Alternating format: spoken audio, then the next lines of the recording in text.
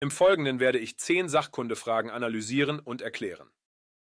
Fangen wir mit der ersten Frage an. Was gehört zum öffentlichen Recht? Im öffentlichen Recht geht es immer um die Beziehung zwischen dem Staat und den Bürgern. Dabei ist Bürger ein weiter Begriff, der auch Unternehmen und andere juristische Personen umfasst. A. Das Handelsgesetzbuch. Hier steckt das Wort Handel drin, und handeln tun die Bürger untereinander. Demzufolge gehört es zum Privatrecht. B. Die Gewerbeordnung.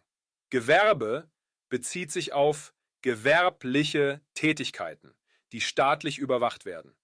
Da hier der Staat regulierend eingreift, gehört die Gewerbeordnung zum öffentlichen Recht. C.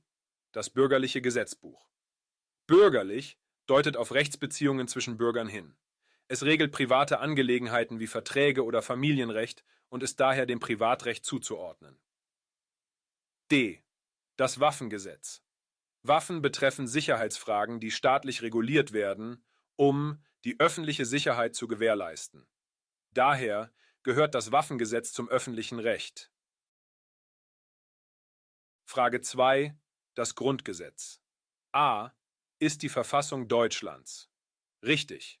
Das Grundgesetz bildet die Grundlage der deutschen Staatsordnung und fungiert als Verfassung. Es legt die grundlegenden Rechte und Pflichten der Bürger sowie die Staatsorganisation fest. B. Beschreibt nur Menschenrechte. Falsch. Das Grundgesetz enthält nicht nur wesentliche Menschenrechte, sondern auch Bürgerrechte, wie das Wahlrecht. Zudem regelt es viele weitere Bereiche, wie die Staatsorganisation und Staatsaufgaben. C. Gilt nur für deutsche Staatsbürger. Falsch. Das Grundgesetz schützt die Grundrechte aller Menschen, die sich in Deutschland aufhalten, nicht nur der deutschen Staatsbürger. D. Legt die Grundordnung des Staates und das Staatswesen fest. Richtig. Das Grundgesetz definiert die Struktur und Funktionsweise des Staates, wie zum Beispiel die Gewaltenteilung, und beschreibt die Grundrechte der Bürger. Falls du noch Lernmaterialien für die Sachkundeprüfung suchst, möchten wir dir hier kurz unsere App vorstellen. Mit der Paragraph 34a Sachkunde-App kannst du dich mit Quizfragen, Karteikarten und Gesetzestexten optimal auf die Prüfung vorbereiten. Unser Alleinstellungsmerkmal sind die Infokarten, die du dir zu den Fragen anzeigen lassen kannst. Da die Originalprüfungsfragen der IHK unter Verschluss gehalten werden, ist es unerlässlich, die Inhalte wirklich zu lernen und zu verstehen. Die ersten 3 Kapitel kannst du in unserer App völlig kostenlos und ohne Anmeldung oder sonstige Verpflichtungen lernen. Link in der Beschreibung und in den Kommentaren. Fahren wir nun mit der nächsten Frage fort. Artikel 104 Grundgesetz beschreibt die Rechtsgarantien bei Freiheitsentzug. Hier heißt es unter anderem, dass Gefangene weder seelisch noch körperlich misshandelt werden dürfen. Welches Grundrecht wird durch diese Garantie konkretisiert? Der Kernpunkt ist also der Schutz vor seelischer und körperlicher Misshandlung. Die Artikelnummer müssen wir nicht kennen. A. Unverletzlichkeit der Wohnung. Hier geht es um den Schutz der Privatsphäre in der eigenen Wohnung. Da dieser Artikel nichts mit Misshandlung oder Freiheitsentzug zu tun hat, ist diese Antwort falsch. B. Schutz der Menschenwürde. Die Menschenwürde ist unantastbar und stellt das oberste Prinzip dar. Der Schutz vor seelischer und körperlicher Misshandlung konkretisiert dieses Grundrecht, da er sicherstellt, dass auch Gefangene in ihrer Würde nicht verletzt werden. Daher ist diese Antwort richtig. C. Freiheit des Berufes. Dieser Artikel garantiert das Recht, Beruf, Arbeitsplatz und Ausbildungsstätte frei zu wählen. Da es hier um die Behandlung von Gefangenen geht und nicht um berufliche Freiheit, ist diese Antwort falsch. Frage 4. Der deutsche Staat ist A. Ein Gebilde, das von einer Monarchie geführt wird. Falsch. Deutschland ist eine parlamentarische Demokratie, keine Monarchie. Die Staatsform ist durch eine demokratische Verfassung geprägt, in der das Volk die politische Macht ausübt. B. Ein Gebilde, das durch eine Zentralregierung und einzelne Länder charakterisiert wird. Falsch. Zwar hat Deutschland nur eine Regierung, aber es ist ein föderalistischer Staat, der aus mehreren Bundesländern besteht. Diese Bundesländer haben eigene Kompetenzen und eine gewisse Autonomie. C. Ein Gebilde, das sich aus Staatsvolk, Staatsgebiet und Staatsmacht zusammensetzt. Richtig.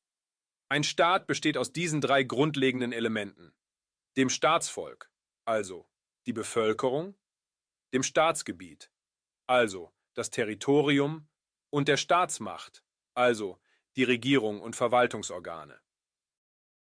D. Ein Gebilde, das ausschließlich durch ein bestimmtes Territorium gekennzeichnet ist. Falsch.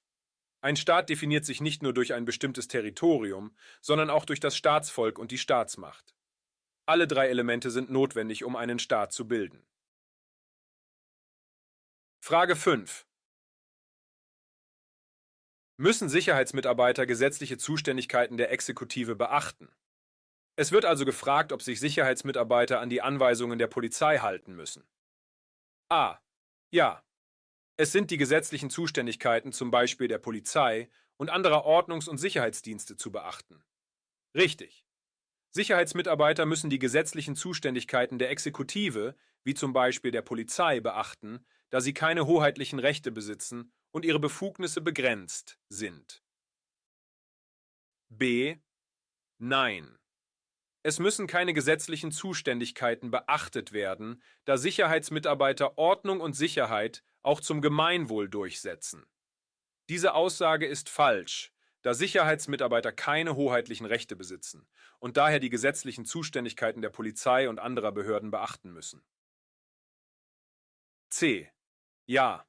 Es können aber gesetzliche Zuständigkeiten im Bedarfsfall in besonders gefährdeten Regionen von Sicherheitsbehörden auf Sicherheitsmitarbeiter übertragen werden, wie die Beschlagnahmung von Beweismitteln nach der Strafprozessordnung. Falsch. Hier handelt es sich ebenfalls um hoheitliche Befugnisse, welche ausschließlich den staatlichen Behörden vorbehalten sind. Frage 6. Wann darf das Gewaltmonopol des Staates ausgeübt werden? Dazu folgende Info vorab. Die Ausübung des Gewaltmonopols durch den Staat ist an strenge Voraussetzungen geknüpft. Im Grundsatz darf der Staat Gewalt nur als letztes Mittel einsetzen, wenn keine anderen Möglichkeiten zur Konfliktlösung mehr bestehen. A. Wenn die öffentliche Sicherheit gefährdet ist. Richtig, dann darf das Gewaltmonopol zum Beispiel von der Polizei ausgeübt werden. B. Wenn die gesetzlichen Voraussetzungen erfüllt sind. Richtig. Das Gewaltmonopol darf nur im Rahmen der gesetzlichen Vorgaben ausgeübt werden. C. Wenn mindestens 10 Personen gefährdet sind. Falsch. Das Gewaltmonopol des Staates ist nicht an eine bestimmte Anzahl gefährdeter Personen gebunden. D. Zur Durchsetzung politischer Interessen einzelner Parteien. Falsch. Das Gewaltmonopol des Staates darf unter keinen Umständen zur Durchsetzung politischer Interessen einzelner Parteien verwendet werden. Frage 7. Welche der folgenden Aussagen zu den Grundrechten sind richtig? A. Grundrechte gelten absolut und können nicht eingeschränkt werden. Falsch. Grundrechte sind zwar sehr wichtig, aber sie können unter bestimmten Umständen eingeschränkt werden, wenn dies gesetzlich geregelt ist und einem legitimen Zweck dient. Beispiel: Freiheitsentzug nach Verurteilung. B. Der Bürger kann seine Grundrechte notfalls gerichtlich durchsetzen, weil die Staatsgewalten an die Grundrechte gebunden sind und diese achten sowie schützen müssen. Richtig. Bürger können ihre Grundrechte vor Gericht einklagen und die Staatsgewalten sind verpflichtet, diese Rechte zu achten und zu schützen. C. Die Mehrzahl der Grundrechte zählt zu den Menschenrechten. Richtig. Viele Grundrechte, wie das Recht auf Leben, Freiheit und Sicherheit, sind auch als Menschenrechte anerkannt und gelten universell für alle Menschen. Frage 8. Das Grundrecht der Unverletzlichkeit der Wohnung ist in Artikel 13 Grundgesetz verankert. Welche der nachstehenden Aussagen treffen auf dieses Grundrecht zu? Dazu vorab ein kurzer Auszug aus dem entsprechenden Artikel. Die Wohnung ist unverletzlich. Durchsuchungen dürfen nur vom Richter, bei Gefahr im Verzuge auch von den anderen gesetzlich vorgesehenen Organen angeordnet und nur in der gesetzlich vorgeschriebenen Form durchgeführt werden. A. Durchsuchungen dürfen nur durch den Richter, bei Gefahr im Verzug auch durch die in den Gesetzen vorgesehenen anderen Organe, zum Beispiel die Polizei, angeordnet und nur in der dort vorgeschriebenen Form durchgeführt werden. Richtig. Artikel 13 Grundgesetz erlaubt Durchsuchungen grundsätzlich nur mit richterlicher Anordnung. Bei Gefahr im Verzug können auch andere gesetzlich vorgesehene Organe wie die Polizei Durchsuchungen anordnen, allerdings müssen dabei die gesetzlichen Vorgaben strikt eingehalten werden. B. Es steht nur dem Eigentümer einer Wohnung zu. Falsch. Das Grundrecht der Unverletzlichkeit der Wohnung schützt alle Bewohner, unabhängig davon, ob sie Eigentümer oder Mieter, also Besitzer sind. C. Angeordnete Durchsuchungen sind nur zulässig im Sinne des Strafprozessrechtes, nicht im Sinne des Zivilrechtes. Falsch. Durchsuchungen können auch im Rahmen des Zivilrechts zulässig sein, wie zum Beispiel bei Pfändung und Zwangsversteigerung gemäß Zivilprozessordnung. D. Es ist ein individuelles Abwehrrecht gegen alle Organe öffentlicher Gewalt. Es regelt also keine Mietverhältnisse und schafft keinen Wohnraumanspruch. Richtig. Das Grundrecht schützt vor Eingriffen durch den Staat, betrifft aber nicht Mietverhältnisse oder einen Anspruch auf Wohnraum. Frage 9. Bevor ich die Frage vorlese, müssen wir uns erst einmal fragen, was Hausrechtsbereiche mit tatsächlich öffentlichem Verkehr sind. Hierzu zählen unter anderem Aufenthaltsräume und Empfangshallen, Schulgebäude, Krankenhäuser, Universitäten, Kongresshallen, Gerichte, Sportanlagen, Einkaufszentren und Geschäfte. Um dort Kontrollgänge machen zu dürfen, wird übrigens eine Sachkundeprüfung benötigt. Zur Frage: Private Sicherheitsmitarbeiter in Hausrechtsbereichen mit tatsächlich öffentlichem Verkehr dürfen a. Zur Abwehr von Gefahren in Ausnahmefällen die gleichen Rechte wie Polizeivollzugsbeamte wahrnehmen, da sie einen indirekten Beitrag zur Aufrechterhaltung der öffentlichen Sicherheit und Ordnung leisten. Falsch. Private Sicherheitsmitarbeiter haben keine hoheitlichen Rechte und dürfen nicht die gleichen Befugnisse wie Polizeivollzugsbeamte ausüben. Ihre Befugnisse sind auf die Rechte beschränkt, die ihnen durch das Hausrecht und privatrechtliche Verträge übertragen werden. b. Nur auf der Grundlage eines privatrechtlichen Auftragsverhältnisses tätig werden und die gesetzlichen Notrechte bzw. übertragenen Rechte wahrnehmen. Richtig, sie dürfen nur im Rahmen ihres Auftrags und der ihnen gesetzlich erlaubten Befugnisse handeln, etwa im Rahmen des Hausrechts oder in Notwehrsituationen. C. Im Rahmen von Gefährdungen für die öffentliche Sicherheit und Ordnung einschreiten bzw. die Rechte Dritter einschränken, zum Beispiel Verstöße gegen die Straßenverkehrsordnung ahnden. Falsch. Wie bereits erwähnt, haben Sicherheitsmitarbeiter keine hoheitlichen Befugnisse und dürfen selbstverständlich nicht Verstöße gegen die Straßenverkehrsordnung ahnden. Frage 10. Welche Aussagen zur Polizei und zum Sicherheitsgewerbe sind richtig? A. Das Sicherheitsgewerbe arbeitet auf der Grundlage des Bewachungsgewerberechts. Richtig. Das Sicherheitsgewerbe in Deutschland ist durch die Bewachungsverordnung geregelt. Dieses Gesetz legt fest, welche Voraussetzungen und Pflichten für die Ausübung von Bewachungstätigkeiten bestehen. B. Die Polizei ist Ländersache. Deshalb erfüllt sie nur solche Aufgaben, die die Bundesländer vorschreiben. Falsch. Obwohl die Polizei Ländersache ist, erfüllt sie auch Aufgaben, die durch Bundesrecht vorgegeben sind. Die Zuständigkeiten und Aufgaben der Polizei sind somit durch ein Zusammenspiel von Landes- und Bundesrecht geregelt. C. Das Sicherheitsgewerbe ist für die öffentliche und private Sicherheit und Ordnung zuständig.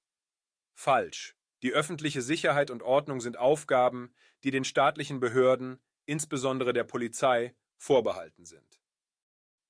D. Die Polizei ist Ländersache. Sie erfüllt Aufgaben, die nach Bundes- und Landesrecht vorgeschrieben sind. Richtig. Die Polizeiaufgaben werden durch das Landesrecht bestimmt, jedoch gibt es auch bundesweit einheitliche Regelungen, die die Polizei umsetzt. Falls du Anmerkungen oder Verbesserungsvorschläge hast, kannst du uns dies in den Kommentaren mitteilen. Ich bedanke mich für die Aufmerksamkeit.